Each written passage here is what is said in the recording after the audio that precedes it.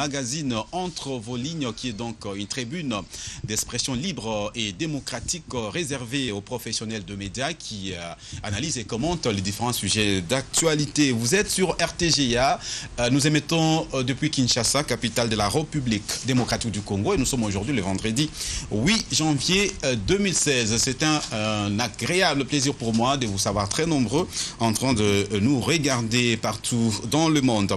Alors, au programme cet après-midi, nous avons retenu deux sujets qui vont certainement vous intéresser. Nous allons essayer de faire les décryptages du message des vœux du chef de l'État. C'était donc le 31 décembre de l'année dernière, de l'année 2015. Avec les confrères ici, nous allons essayer de décrypter ces messages parce que le chef de l'État, vous l'avez suivi, il avait reconnu que l'année 2016, c'est une année de multiples défis. Et quels sont ces défis? Est-ce que nous serons à mesure de pouvoir relever tous ces défis énumérés par le président de la République? Nous verrons cela dans cette émission avec les estimés confrères. Et nous parlerons également de cette affaire qui fait couler beaucoup d'encre et de salive. Il s'agit de détournement dans certaines entreprises publiques. Là, vous avez appris que les DG de l'OCC avaient été sanctionnés. Au FPI, on parle des détournements d'une bagatelle somme de 140 millions de dollars américains. Et au niveau de la province du Congo central, on accuse le gouverneur de faire de recettes de la régie financière, la régie RPR, c'est ce qu'on appelle RPR au Bas-Congo, son propre compte. Et qu'est-ce qui se passe exactement dans les entreprises publiques? On en parlera exactement dans ces numéros. C'est les tout premiers numéros de ce magazine Entre vos lignes pour cette année 2016. Et avec moi pour commenter tous ces sujets, j'ai à ma droite, à ma gauche, je commence par celui qui est à ma gauche, Serge Kabongo. Serge Kabongo, bonne année d'abord. Bonne année fidèle. J'aimerais profiter de cette occasion pour présenter mes vœux de bonheur, de santé, de longévité. D'abord à l'équipe technique, ces héros d'Alambre qui sont là partout, qui nous regardent.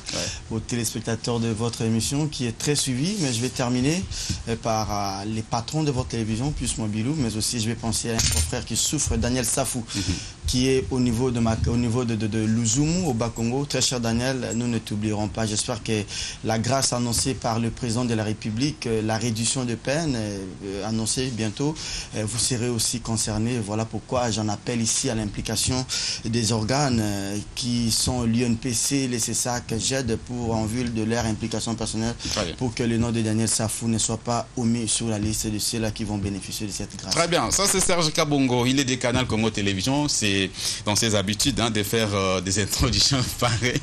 Merci bien cher confrère. Et à ma droite, c'est Pius Roland Romain-Ngoï du quotidien L'Avenir.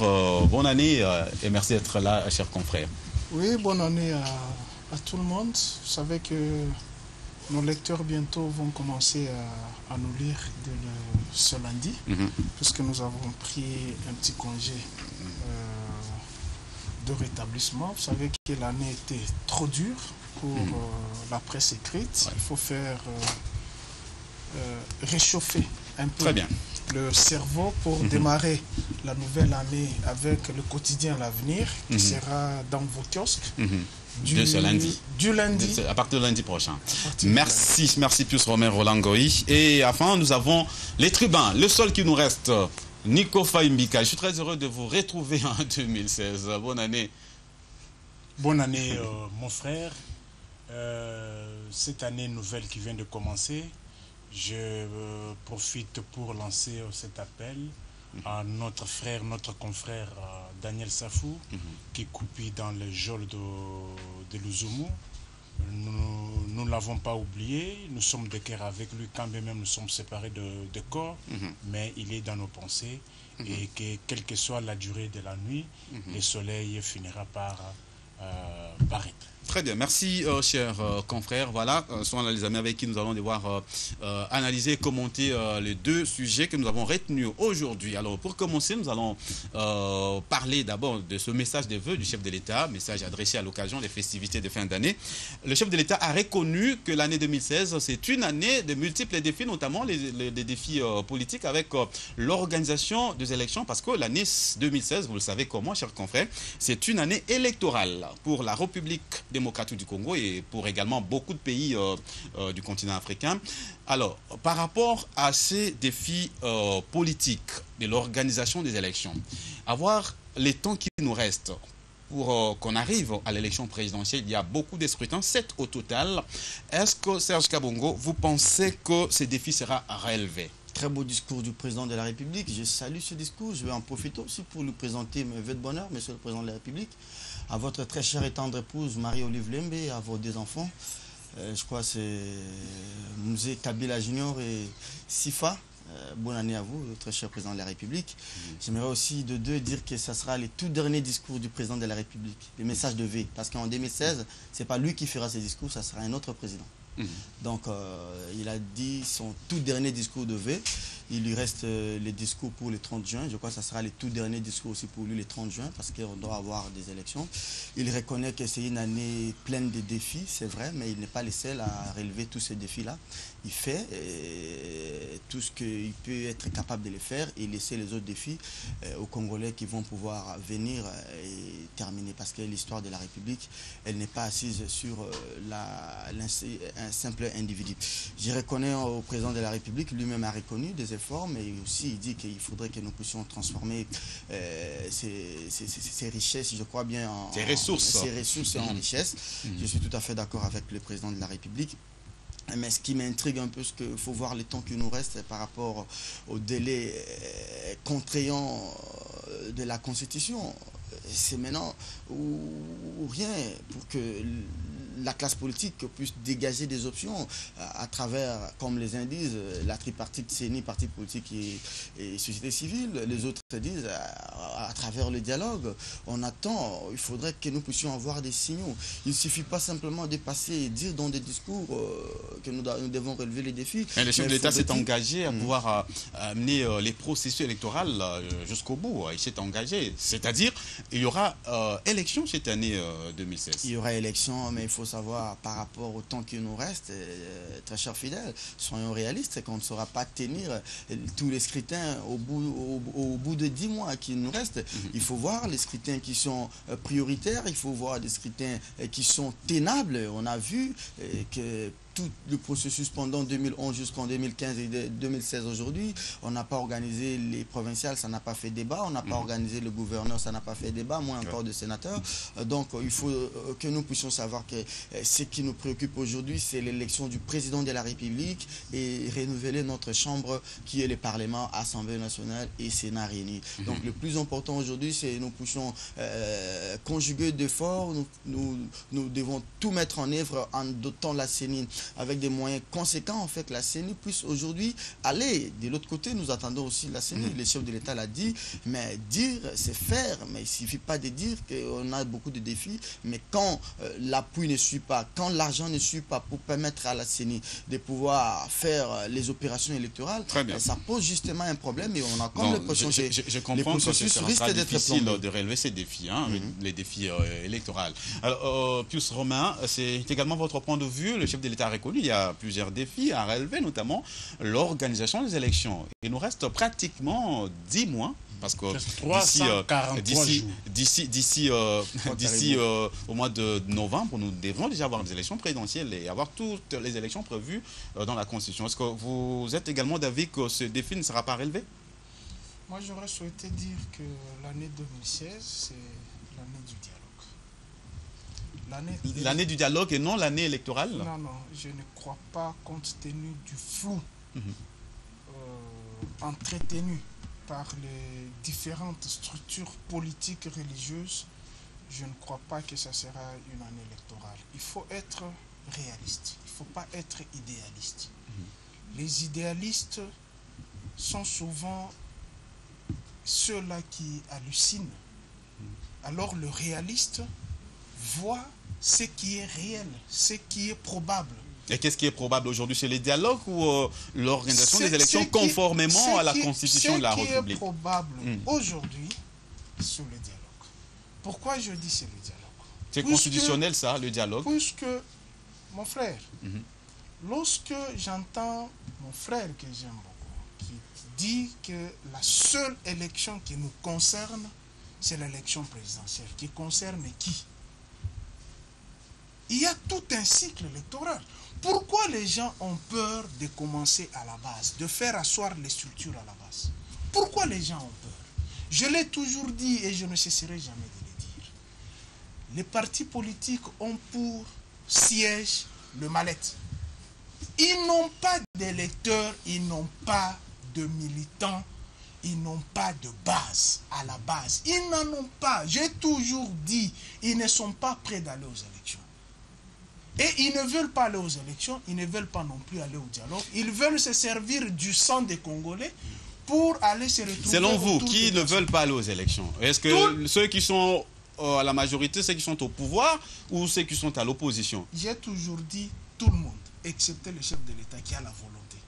Tout le monde, même ceux qui sont à la majorité, même ceux qui sont à l'opposition. Aujourd'hui, on prend les sifflets. On dit prrr, élection présidentielle. Vous allez entendre non, à Guémena, on a tué autant. Sur Soyon, il n'y aura pas ceci. Personne ne veut aller aux élections. Pourquoi? Je l'ai souligné. Sur 478 partis politiques. Ça, c'est mon credo. Je l'ai toujours dit, moi, Pius Romain, le jour où je serai président de la République, premier acte, je renvoie tous les partis politiques en congé. Il faut créer les blocs. Ces partis politiques nous créent des ennuis. Chacun vient au nom du peuple. Je me pose la question, ils ont interrogé le peuple quand? Puisque moi je suis peuple, ma mère est peuple, ma femme est peuple, mes frères sont... On les a interrogés quand? Mais Kabongo aussi est Kabongo est peuple. On t'a interrogé quand, mon frère? On ne l'a pas interrogé. C'est tout le monde qui vient, qui prend le peuple en otage, veut se servir du peuple. Moi je me dis, les discours du chef de l'État, c'était un discours qui appelle à l'unité du peuple congolais. Voir ce qui est essentiel. Qu'est-ce qui est essentiel? Et qui va alors la division du peuple congolais? Personne, je crois. Parce que tout le monde parle de l'unité du pays. C'est ça ce que vous pensez? Non, j'ai dit, parce que vous avez dit que le chef de l'État veut toujours l'unité du pays. Allez-y, allez-y. Je ne veux pas citer les églises que moi j'ai toujours qualifiées les boutiques ou l'association des malfaiteurs couverts sous le nom de Dieu. Puisque les églises sont sorties de leur rôle spirituel d'instruire, d'amener les brebis vers Dieu. Au lieu d'amener les brebis vers Dieu, les églises sortent du lot et font exactement le contraire de ce que Jésus avait dit, les choses de Dieu à Dieu, de César à César. C'est-à-dire, l'église pour Dieu, César pour l'État. Et aujourd'hui, on voit l'église se muer en l'État, on se pose la question, quelle est la mission principale de prince des églises? Tous veulent se des conseillers aussi, hein. Ils sont aussi conseillers. Quand ça ne marche pas, l'église est là aussi pour appeler les uns et les autres à l'ordre. Vous êtes dans la lutte. Appelez les uns aux autres à l'ordre, vous vous muez à une opposition radicale où tout le monde sait qu'il y a une haine individuelle contre tel. Aujourd'hui, vous avez vu les nombres des plateformes qui sont nées à Kinshasa. Telle plateforme pour telle, qui se crée comme des champignons, qui se vide comme de l'eau dans des sources. Je dis, en conclusion, il y a des contraintes électorales.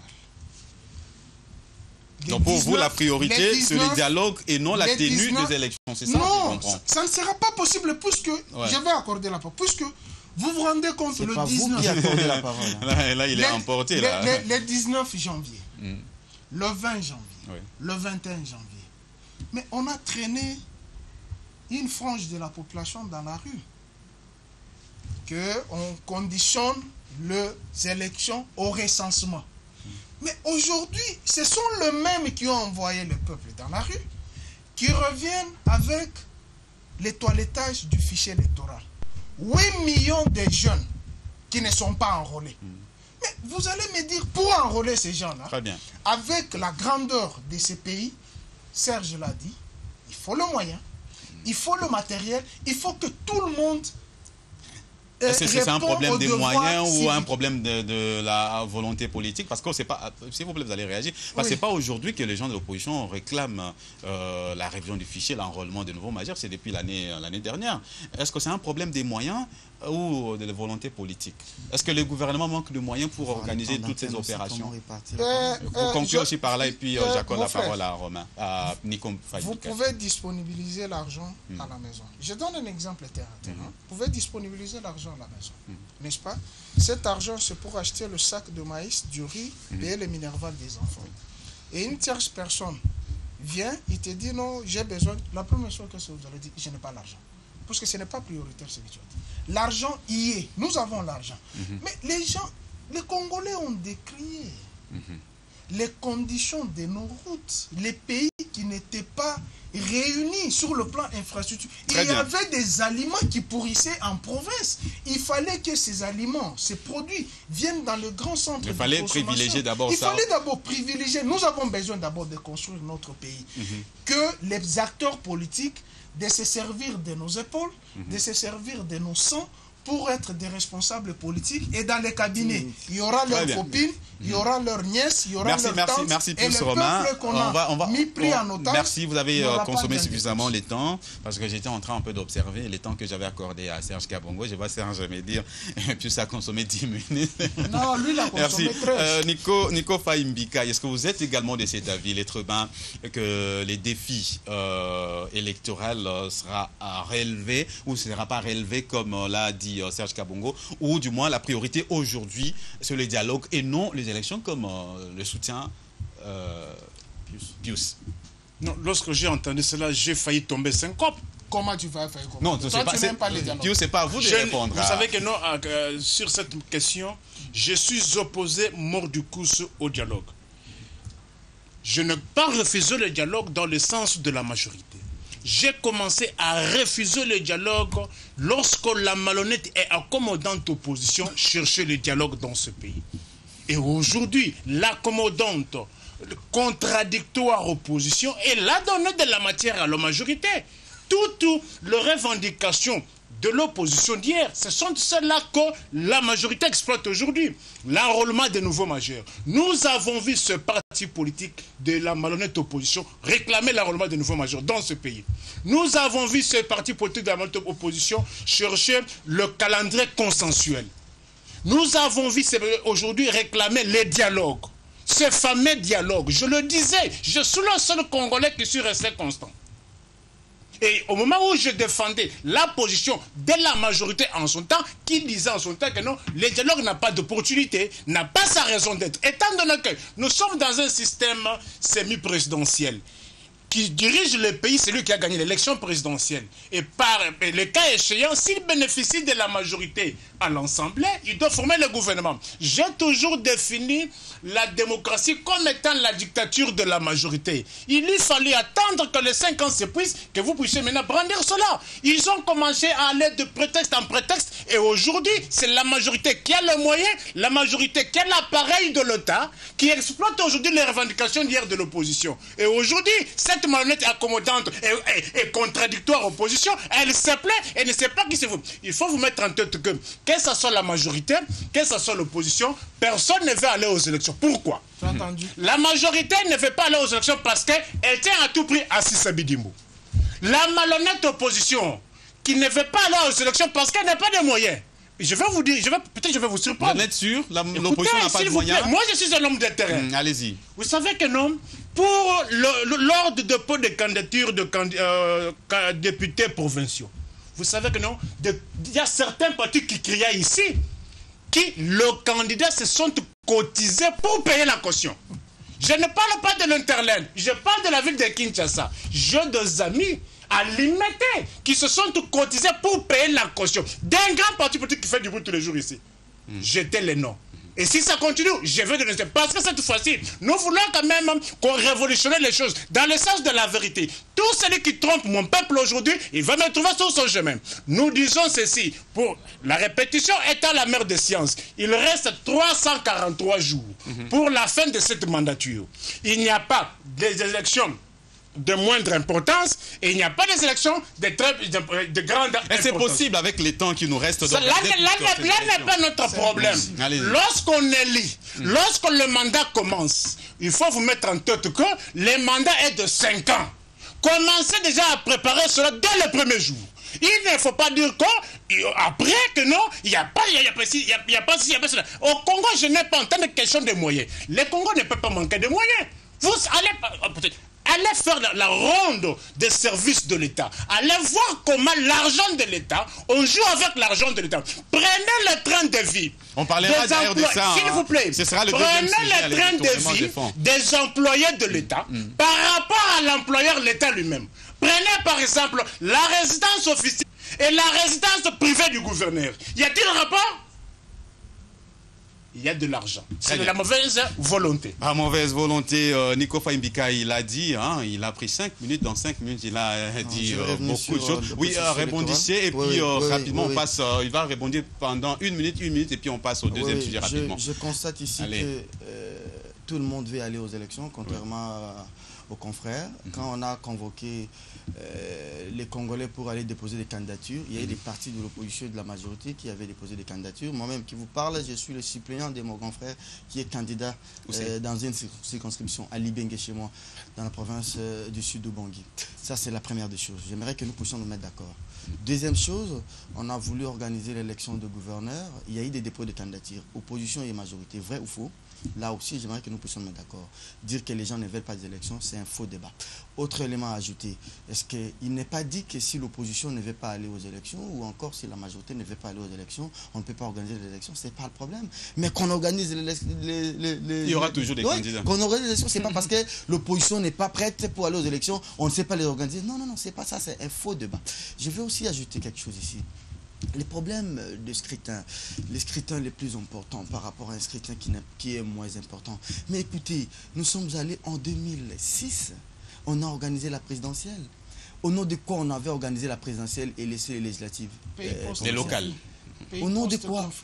Au nom de quoi on a organisé l'élection des Kabila avec Bemba ou Beroua, mais on n'a pas organisé l'élection des chefs des collectivités? Or, en quittant Sun City, je ne sais pas si à l'époque, puis tu étais là, en quittant Sun City, il a été dit qu'on devrait organiser on devrait commencer les élections au niveau de la base. Et à un moment, l'Union européenne, je me rappelle, j'étais encore jeune reporter, en 2006, je suis sur les faits, hein, j'aimerais pas que nous puissions raisonner. 30 secondes, je n'aimerais pas que nous puissions raisonner par procuration, parce qu'on a été à la matinée politique du CNC, on dit qu'il faut organiser l'élection au niveau de la base, vous aussi vous venez. Non, moi je ne fais pas des analyses sur base des procurations.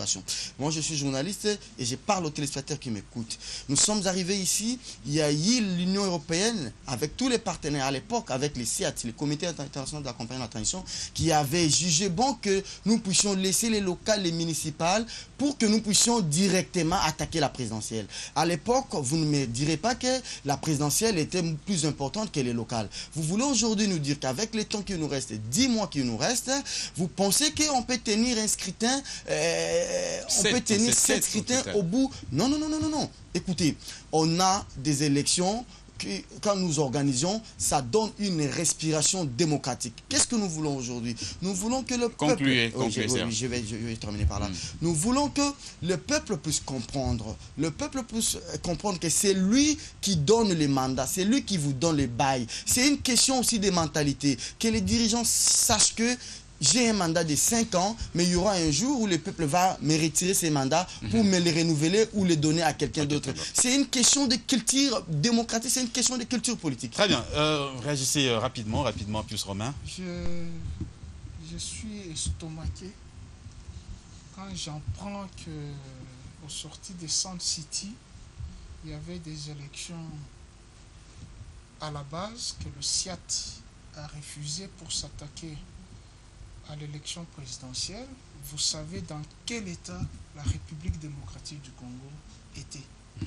C'était un pays qui était au cœur du complot. Donc il y a eu la crise de légitimité, et cette crise de légitimité, c'est tout le monde qui voyait la tête de la présidence. Après Mobutu, l'assassinat de Mouzé Laurent Désiré Kabila, le pays était embrasé dans le sang. où une partie du territoire était sous le contrôle du complot de la communauté internationale. Allez tout droit au but, allez tout droit au but. Sous la main du Rwanda. Donc il fallait mettre fin à cette crise de légitimité. Bon, dans les contextes actuels, il faut privilégier les élections municipales locales, c'est ça ce que vous voulez dire? Dans le contexte actuel, oui. Je salue le propos de mon frère Serge, qui dit il faut que les peuples comprennent, vous donnent mandat. Mais ces peuples-là vont s'organiser comment? Il faut qu'il y ait d'abord des structures à la base.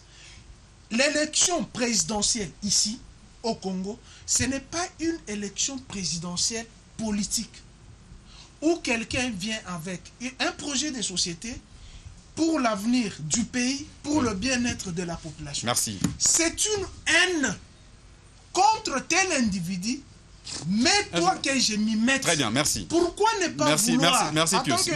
Merci. 5 secondes, 5 secondes. Pourquoi ne pas vouloir puisque les 10 mois qui nous séparent, ce n'est pas la fin de la République. C'est pas la fin de la République. Mais quand j'entends mon frère qui dit c'est le dernier discours du chef de l'État. Conformément à la Constitution, il se réfère à la Constitution. Cette Constitution-là, excusez-moi... Qui limite les mandats du chef de l'État. Excusez-moi de vous le dire. Ouais. Je cite les noms des députés. Il y a Christophe Lutondola et Tchibangu Kalala. Merci. Depuis la législature de 2006, ils ont décelé plus de 34 articles incohérents. Ça, c'est un autre sujet. On reviendra prochainement. Nico Faye Mbikaï, dans 2 minutes, merci.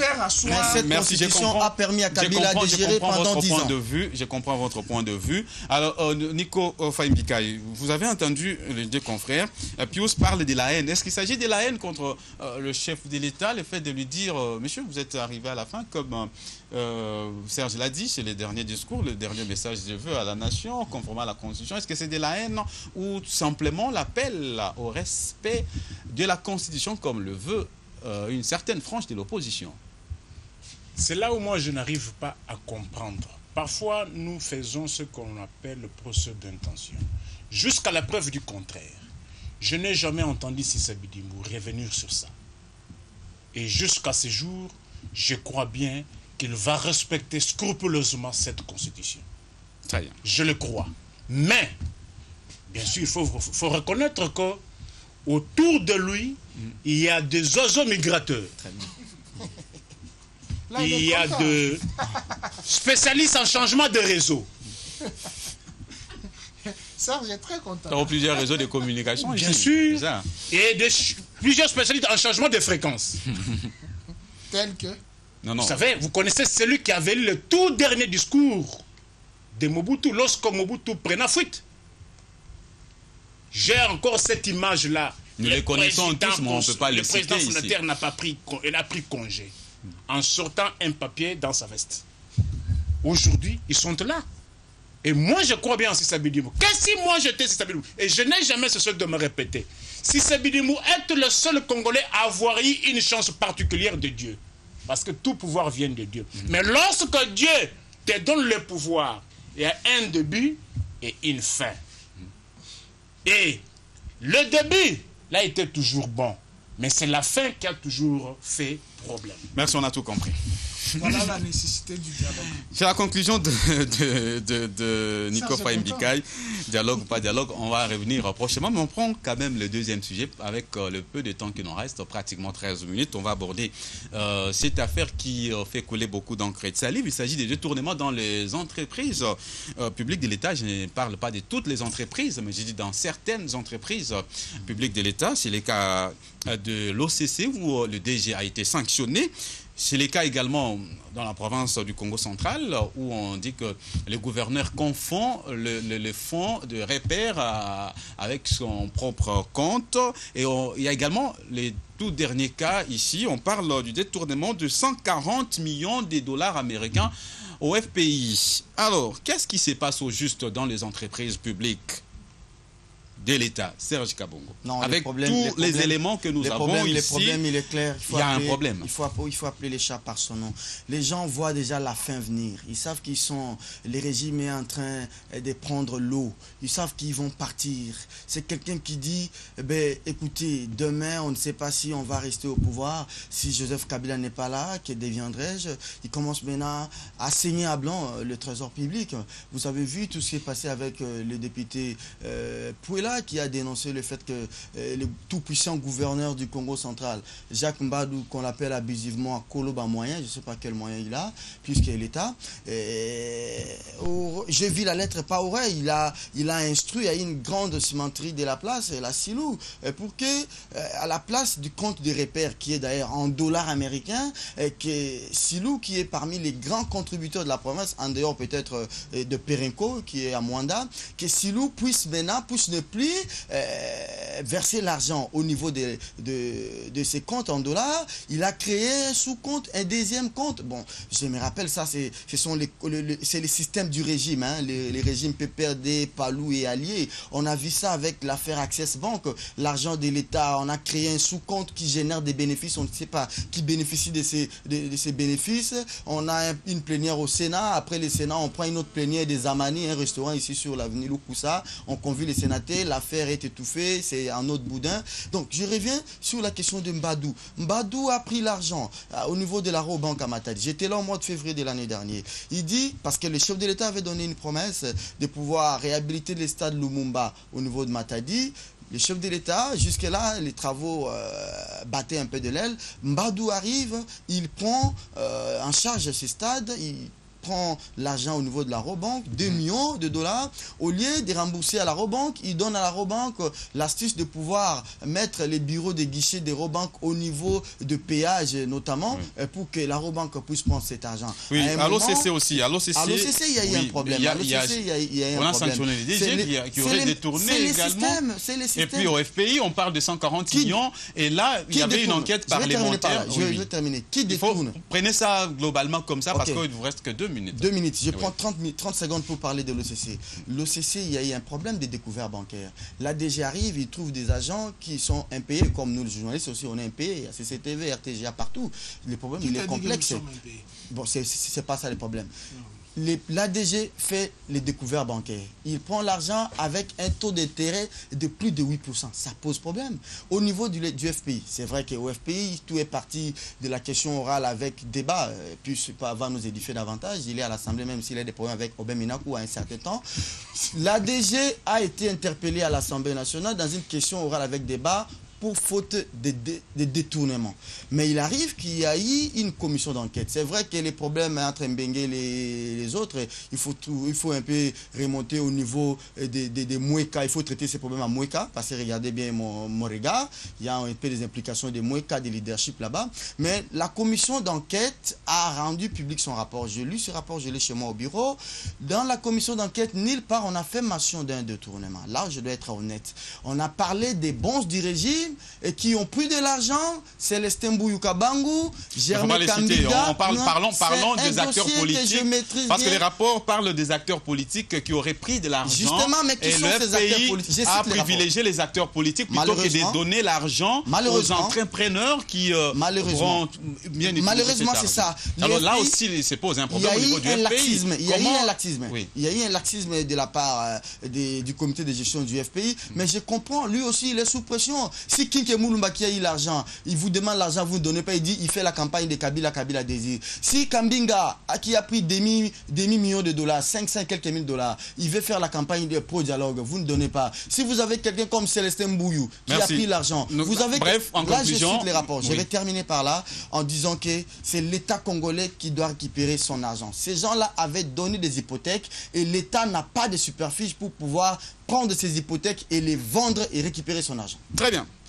Pius Romain Roland, des détournements dans les entreprises publiques, on a sanctionné quand même, on a salué la décision de la ministre du Commerce qui a sanctionné le DG de l'OCC. Il y a au FPI, on parle de 140 millions de dollars américains détournés, mais là, les enquêtes menées prouvent que ce n'est pas la DGI qui a détourné, le FPI qui a détourné cet argent, mais c'est plutôt les gens qui sont allés prendre l'argent au niveau du FPI qui ne veulent pas remettre. Les politiques. en plus. Je suis agent et cadre à la RTG. Lorsque je vole à la RTG, je ne dirais pas que c'est un système qui est à la RTG. Je suis voleur. Et ceux qui volent les entreprises de l'État, ce n'est pas le régime qui leur a dit allez voler aux entreprises. Ils sont voleurs. Et ce que je déplore, c'est quoi? C'est la culture de la sanction qui n'existe pas. Demain, samedi, je pense aux alentours de 16 heures, le procureur général de la République va breveter les magistrats qui ont excellé dans leur profession. C'est le moment de se saisir de ce dossier. C'est le moment. Nous, de la presse, nous sommes un quatrième pouvoir. À l'Occident, quand la presse déniche une malveillance quelque part, la justice tombe sur ces dossiers, mène les enquêtes et vous allez voir qu'il débouche à une sanction punitive. Mais ici, je pense, mon frère l'a dit, j'ai des problèmes que je ne sais pas quels problèmes. Ça, c'était pour vous taquiner un peu là. La presse est mal vue au Congo. Très mal vue avec les services de sécurité de certaines institutions. Où vous allez même, vous cherchez à avoir une information, on vous bouscule comme une mouche dans un gobelet. C'est ce qui fait que nous ayons souvent des problèmes, non pas de problèmes comportementaux, mais des problèmes professionnels. C'est le moment. Lorsqu'on parle de détournement dans les entreprises, mais c'est grave. Pourquoi il y a ces détournements? C'est là où il y a la faiblesse de l'État. On ne peut pas prendre les entreprises de l'État, de vaches à lait, le placer comme de vaches à lait pour des partis politiques. C'est le patrimoine de tout un peuple. Et il faut cesser la culture de prendre l'ADG qui vient de tel parti politique, puisque l'ADG ne rendra pas compte. On dit que le DG de FPI a subi la pression de ces faucons du régime. Je n'ai pas l'information, je le rapport. Ça se trouve dans mon bureau. Est-ce que vous l'avez lu? Je l'ai lu. Très bien. De la première page. Une minute. Ce rapport contient 65 pages. Je l'ai lu de la première page à la dernière page. Ce qui est frustrant, c'est quoi? Un opérateur économique comme mon frère Nico introduit une demande de prêt au FPI. Quand on lui demande, il demande 300 000 $, on lui donne 100 000, mais on écrit sur les bons 300 000. Et si pas lui ne prend pas cet argent, c'est tel député, puisqu'il a la casquette d'un député. Mais l'argent récupéré à l'entreprise pour tel projet, le projet n'existe pas. Et la malhonnêteté, c'est quoi? Ce sont les agents d'FPI, les superviseurs, dans leur rapport, ils écrivent que le projet a été réalisé à 90% alors que le projet n'existe pas. Merci. Et la personne qui a récupéré l'argent, merci bien, il y a des gens qui vivent en Europe actuellement. Merci. Moi, je pense Nico qu'il est temps de faire une cure des entreprises que le procureur général récupère les dossiers puisque on ne peut pas rendre l'État aussi faible. Très bien. Les 3 minutes qui nous restent, c'est Nico qui va les exploiter. J'ai subi une injustice incommensurable. Allez-y. De par votre répartition de taille. Allez-y. Vous allez vous rattraper au prochain numéro. Vous allez vous rattraper au prochain numéro. Ça ne me surprend pas.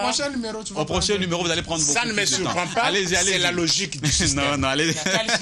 Moi, je ne suis pas du système. Non, je ne suis pas. Je suis dans le sujet. Allez-y. C'est la logique du système. Ça ne me surprend pas. Est-ce que les détournements, les vols, les concussions, les banqueroutes dans nos entreprises ont-elles commencé aujourd'hui? Vous connaissez l'affaire de 5 milliards de dollars américains. Le rapport de Panel en 2003-2004 qui a fait vincer beaucoup de dignitaires du régime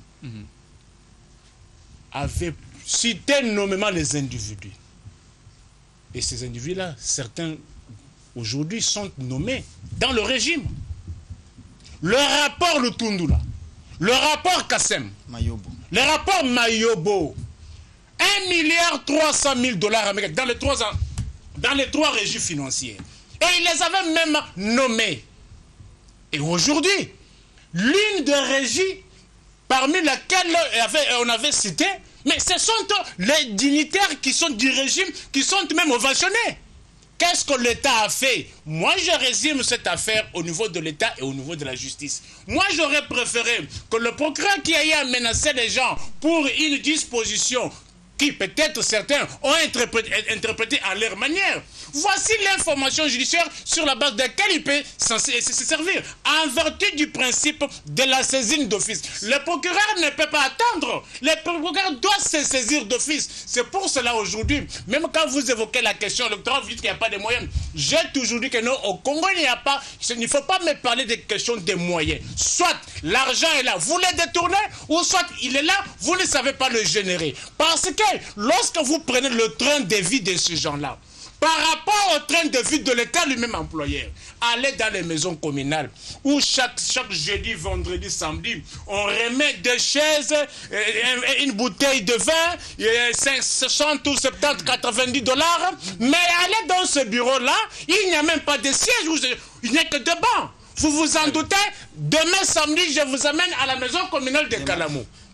Merci. Et écoutez, oui. Allez, prenez par exemple les postes de police. Oui. Mon cher, beaucoup de postes de police sont en tôle ramassés.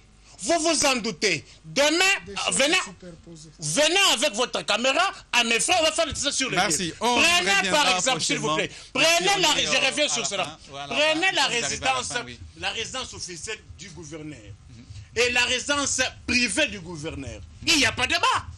Il n'y a pas de débat. Merci bien. Et avec ça, vous voulez dire qu'il n'y a pas d'argent. L'argent est là, mêlé détourné. Malheureusement, on n'a pas la justice. La justice trop faible et inféodée à l'exécutif. Merci, ce sera tout pour aujourd'hui, chers téléspectateurs. Vous comprenez que les sujets vraiment très importants, nous sommes à la télévision, qui dit la télé dit également les temps.